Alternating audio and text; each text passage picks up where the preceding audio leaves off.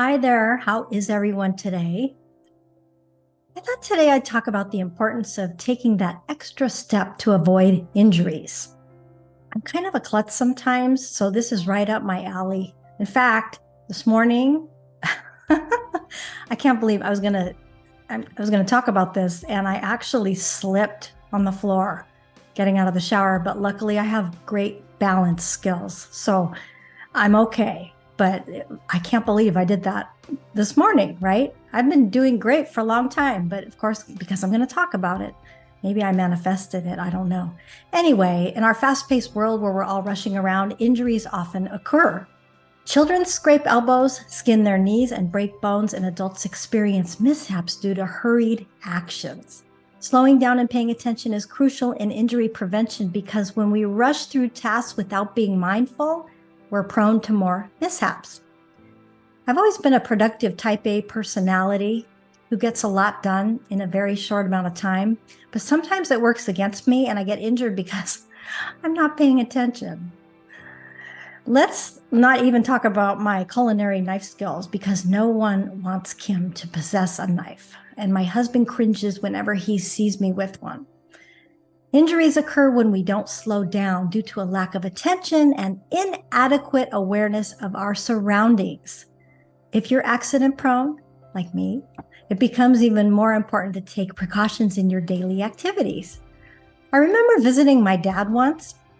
He came in from outside bleeding after losing a fight with some tree branches. And Dad's bleeding was a pretty common occurrence, I think, and never a real big deal to him.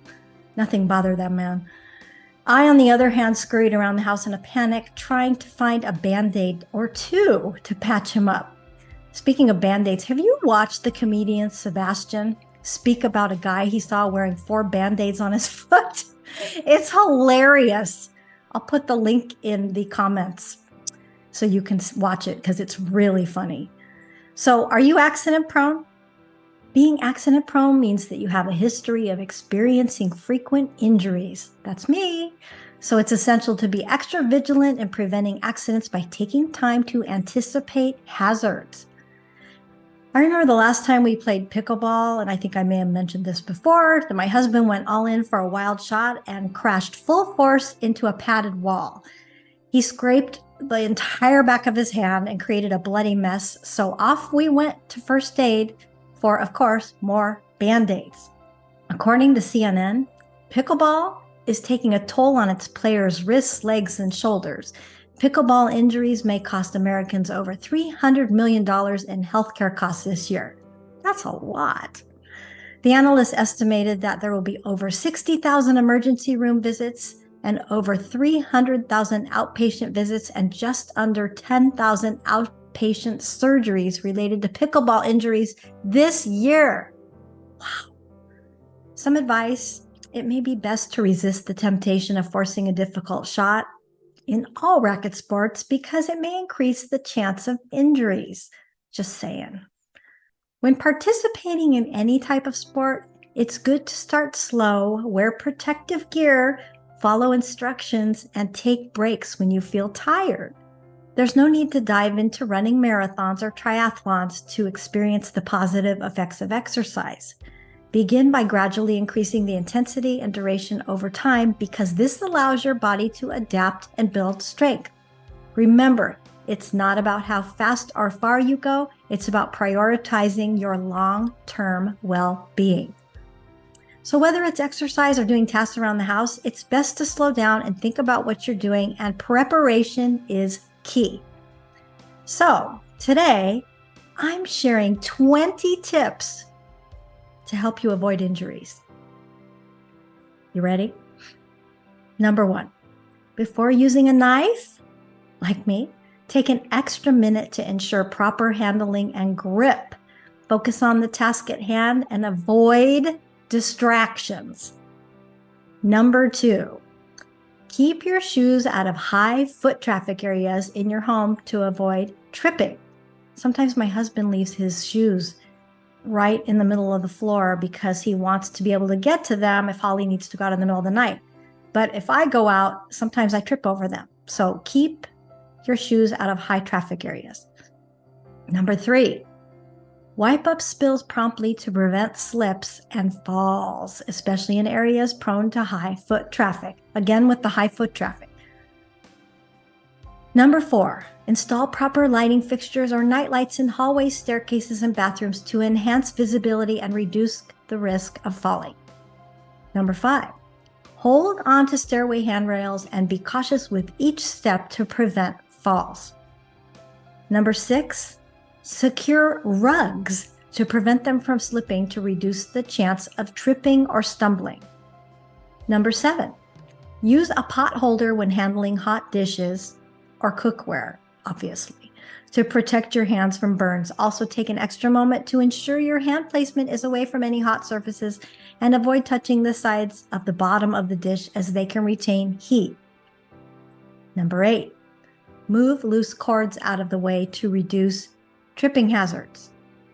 Number 9, keep pathways clear of obstacles to reduce the chance of accidental falls, especially in areas with poor lighting. Number 10, before opening cabinets, take a moment to ensure there are no obstructions or items that may fall out when the door is open. Open them slowly and be mindful of your head's position. How often have we opened a cabinet and we look down to get something and then we come up and we hit it? Well, maybe you guys don't, but that's what's happened to me. Number 11, wear and secure a helmet properly before riding a bike, skateboard, or any other activity involving head protection. Number 12, before using a ladder, make sure it's stable to prevent falls and injuries. Number 13, warm up and stretch before engaging in physical exercise or sports to prevent muscle strains and injuries. I do that before line dancing, and I also do it during a line dancing class because sometimes my back starts hurting because we're learning so much and we're doing so much. So I squat down and do some back stretch in between dances, and it really helps a lot. Number 14, activate your core before attempting to lift heavy objects to prevent back injuries. Number 15, make sure an area is well lit and clear of obstacles before walking or running to prevent tripping. Number 16, read and follow instructions when using power tools or operating machinery to prevent accidents. Number 17, wear shoes that provide appropriate support and cushioning for a specific activity. This can help prevent foot and ankle injuries and enhance performance. Number 18, pay attention to potential hazards when walking on uneven surfaces such as trails, sidewalks, or unfamiliar terrain. Number 19, in icy or slippery conditions, wear appropriate footwear with good traction and walk slowly to reduce the risk of falls. Number 20, again, be mindful of your surroundings outside, such as uneven sidewalks, snowbanks, or hidden obstacles to avoid tripping or falling in winter.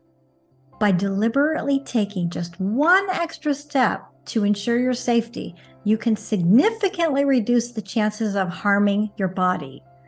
It's best to step back, be mindful, and ask yourself, what's the best way to approach this without rushing? So whether it's wearing protective gear or securing your surroundings, each mindful extra step we can take can help prevent injuries. That's all I've got. If you have any other tips for how to avoid injuries, please leave a comment. Be safe and have a great day. Bye.